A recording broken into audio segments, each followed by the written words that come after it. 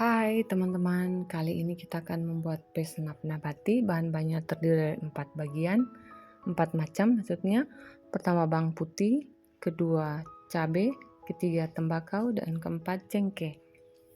Pertama-tama kita akan membahas mengenai bawang putih. Bawang putih merupakan ekstrak yang bersifat banyak antibakteri di dalamnya, yaitu sebagai insektisida, nematosida, fungisida, dan antibiotik. Bahan putih bawang putih digunakan sebagai pesnap untuk mengendalikan hama, serangga, nematoda, dan penyakit yang disebabkan oleh jamur atau bakteri. Yang kedua adalah cabai.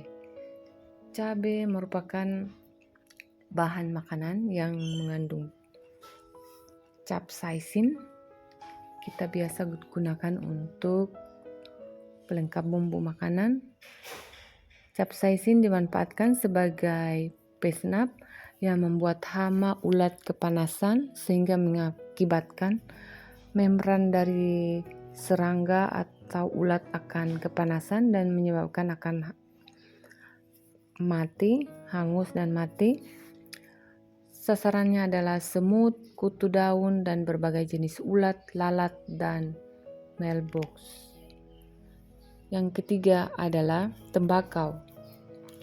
Pemilihan dalam penggunaan tanaman pesnap untuk tembakau, selain banyaknya dibudidayakan masyarakat, tanaman tembakau memiliki kandungan nikotin yang dapat mengendalikan hama seperti kutu-kutuan, kutu trips, kutu kebul, kutu aprit, dan kutu tungau, serta walang sangit dan jenis ulat-ulat. Selain itu, juga mengatasi daun yang menggulung yang disebabkan oleh larva serangga yang digunakan sebagai tempat tinggal larva. Ini kita bisa semprot, kita akan tunggu sampai dia mati. Selain itu, tembakau juga sebagai anti hama, penggerek batang, membasmi kelabang, serta laba-laba. Dan yang terakhir adalah yang keempat adalah cengkeh.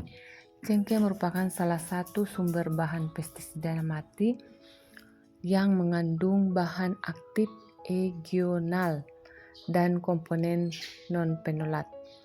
Cengkeh memiliki spektrum penggunaan yang sangat luas karena sangat efektif untuk tanaman, baik sebagai bakterisida, fungisida, insektisida, nematisida, maupun moluskisida. Egional bersifat racun bagi cendawan untuk mengatasi berbagai penyakit tanaman seperti penyakit layu karena bakteri, busuk akar, lunak batang, serta bercak daun. Ini kita gabungkan 4 bahan yang betul-betul luar biasa sehingga kita akan menghasilkan pestisida yang alami, selain murah dan mudah dibuat. Kedua, bersifat relatif aman terhadap lingkungan serta tidak menyebabkan keracunan pada tanaman. Walaupun banyak kita penggunaannya, dia tidak akan keracunan dan menghasilkan produk yang sehat karena bebas residu pestisida dari bahan kimia. Ini akan membuat tanah menjadi bagus, tidak membuat kerusakan terhadap alam, walaupun kerjanya kurang relatif lambat dan kurang praktis. Berikut cara-cara pembuatannya. Kita akan menggabung semuanya.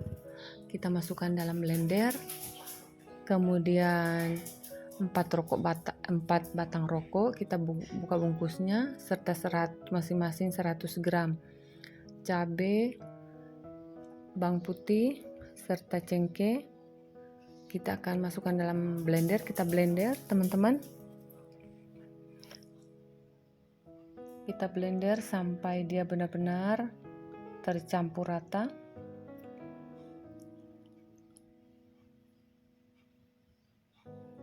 Dan halus permukaannya. sampai butir-butirnya begitu lembut, sehingga bahan-bahan di dalam setiap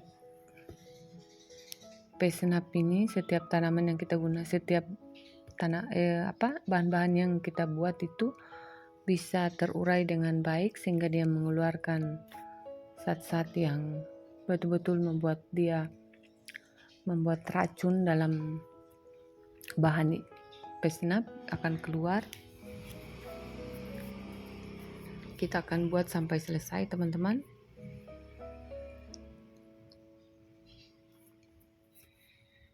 Ya, kita akan membuat bahan-bahan gampang terurai dengan cara memblendernya. Kemudian setelah itu kita membuat fermentasi. Kita simpan dalam wadah yang bersih selama 3 hari. Setelah itu kita akan mempergunakannya untuk tanaman maupun pertanian. Kita lakukan sampai benar-benar halus, teman-teman. Ini akan sangat baik untuk tanaman, tidak akan membuat keracunan walaupun kita lebih dosisnya dalam penggunaannya.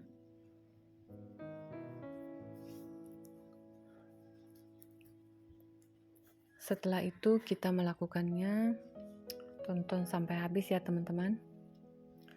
Kita melakukan pencampuran ini, kurang lebih airnya 1 liter, 1200 liter ya, 1200 ml airnya. Kita blender ke dalam blender, kemudian kurang lebih kita blender 5 menit supaya benar-benar halus, karena cengkeh ini bahannya sangat keras. Kita agak menunggu lama sehingga dia benar-benar hancur, sehingga keluar semua bahan-bahan aktif yang membuat semua hama-hama kabur, tidak akan bertahan di dalam daun maupun batang tanaman. Kita dapat memberinya 1 bulan bisa 2 kali. Tapi setelah itu kita bisa ganti pestisidanya supaya tidak menimbulkan kekebalan pada tanaman. Kita bisa ganti dengan bahan lain, pestisida yang lain maksudnya. Kita bisa bergantian memberinya sehingga tidak menimbulkan resistensi. Sama dengan manusia, kalau menggunakan obat yang sama, dia akan resisten. Kita dapat mengganti dengan pestisida lain di kemudian hari. Sebaiknya kita semprot pada jam-jam 9 pagi. Setelah itu kita untuk uji cobanya apakah cocok dengan tanaman, kita semprot dulu 1-2 batang. Apabila menimbulkan efek yang baik, kita akan lanjutkan. Pertama kita semprot batangnya dulu, kemudian daunnya. Sebaiknya disemprot jam 9 pagi sehingga kita dapat memanfaatkan matahari untuk memproses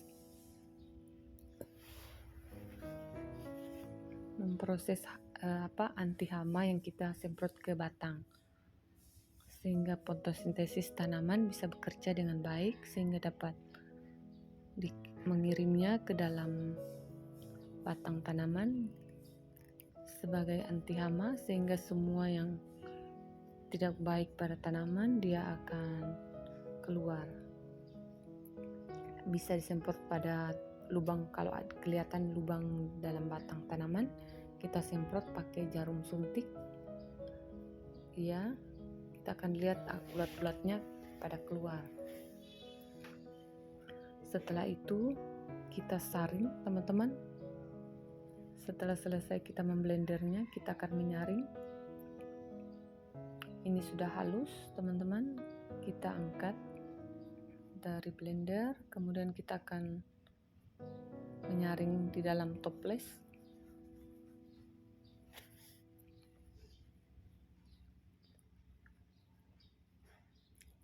Ya teman-teman, kita akan simpan pesnap ini yang sudah berupa cairan di dalam toples kurang lebih 3 hari, 3 kali 24 jam. Kita akan mempergunakannya seperti biasa. Setelah itu, sebelum masuk ke dalam botol semprot, kita akan saring dengan kain supaya pada saat penyemprotan tidak merusak alat semprot kita. Udara ruang. Kita melakukannya matahari dalam 1 bulan kurang lebih 2 kali. Kita semprot dari batang, kemudian daunnya, semuanya kita semprot. Sebaiknya kita semprot pada musim panas sehingga dapat meresap semua dari batang, daun, serta di bawah daun. Kalau perlu kita semprot juga sehingga semua dapat anti hama semuanya. Ini setelah 3 hari teman-teman, kita akan ambil kurang lebih 1 sendok sayur, kita semprot. Ya, ini 2 sendok sayur.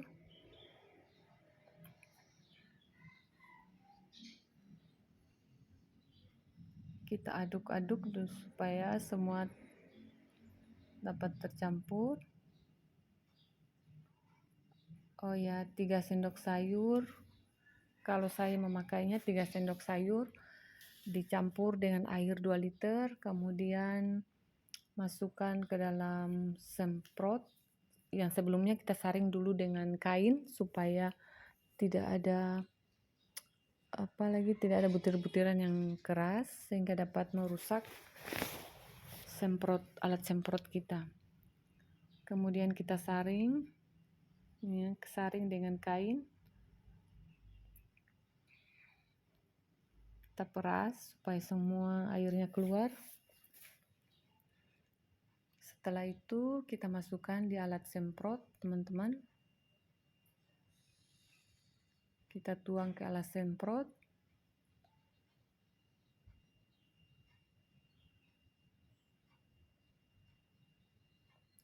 Kita masukkan air sampai 2 liter, sampai penuh maksudnya, karena alat semprotnya hanya 2 liter. Teman-teman bisa mengalihkannya jika alat semprotnya besar.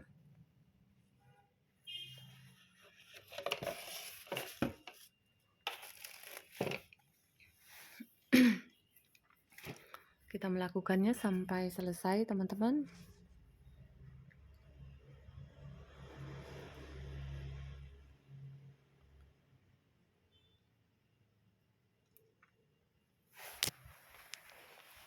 Kita kocok, kemudian kita tutup, kemudian kita mulai menyemprot tanaman. Ini tanaman apel India. Ini sudah berbuah. Buahnya biasa saya semprot supaya tidak rusak sama lalat buah. Dia akan kabur semuanya.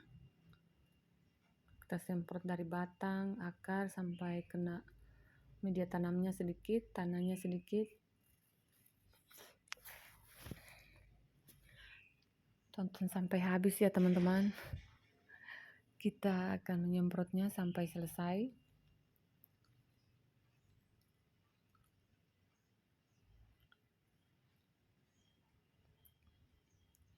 Ini apel India dalam pot. Baru berapa bulan saya beli online, dia sudah berbuah. Sudah mengeluarkan bunga dan sudah jadi buah. Ini paling ganja, paling cepat berbuah. Ini sangat disarankan apabila teman-teman memelihara apel India atau apel putsa. Ini sangat bisa sekali ditanam di daerah yang panas.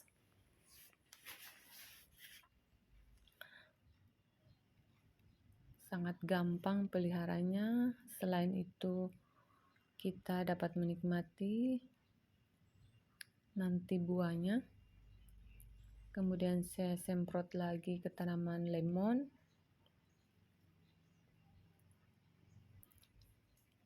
Tanaman lemon dari daun, batang, sampai media tanamnya sedikit supaya kalau ada ulat yang mengganggu atau cacing, dia akan mati. Biasanya cacing dapat merusak akar sehingga tanaman bisa menimbulkan layu batang. Kita semprot, ini akan pada kabur semua.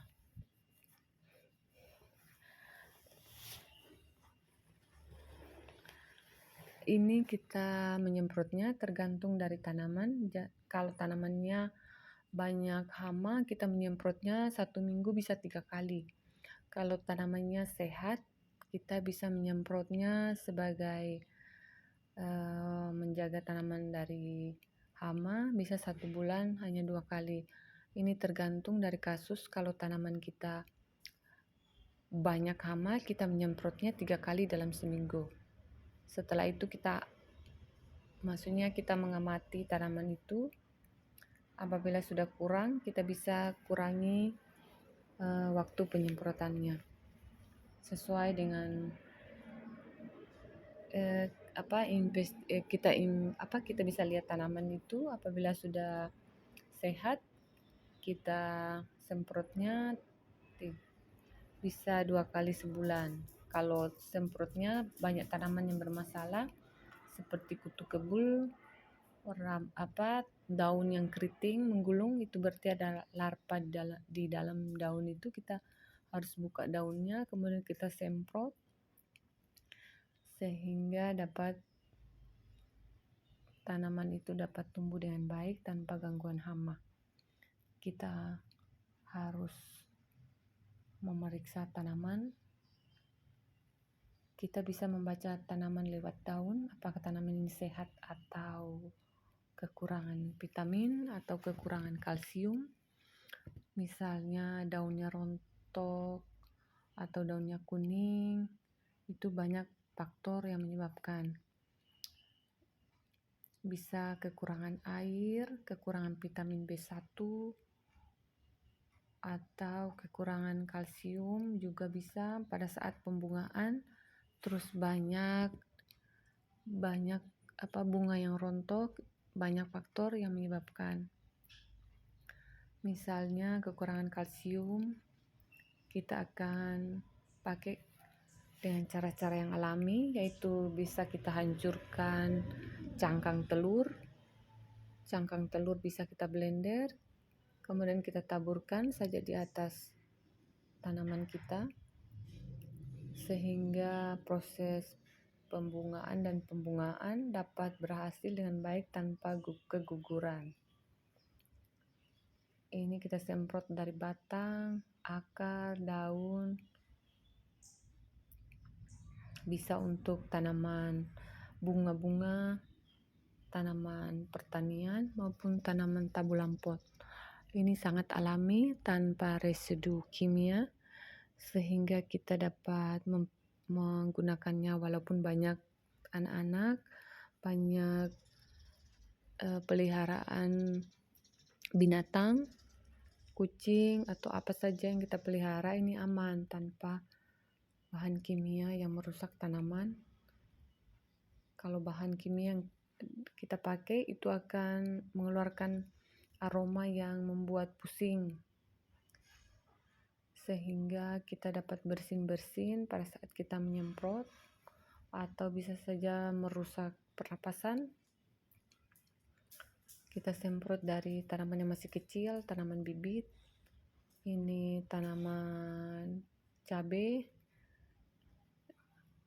kemudian jambu air, mangga, apa saja bisa, tergantung kita menanam apa di halaman maupun dalam skala pertanian. Bisa kita lakukan, teman-teman. Sebaiknya kita menyemprotnya jam 9, jam 8 sampai jam 9 supaya proses fotosintesis tanaman dapat berlangsung dengan baik dan dia dapat bekerja double. Dari matahari dapat membantu fotosintesis dan dari daunnya juga dapat bekerja dengan baik sehingga menghasilkan sesuatu yang luar biasa. Sebelumnya, terima kasih teman-teman sudah menonton video ini. Jangan lupa like, share, dan subscribe ya teman-teman. Ini benar-benar alami, sehat buat kita dan lingkungan. Terima kasih, bye.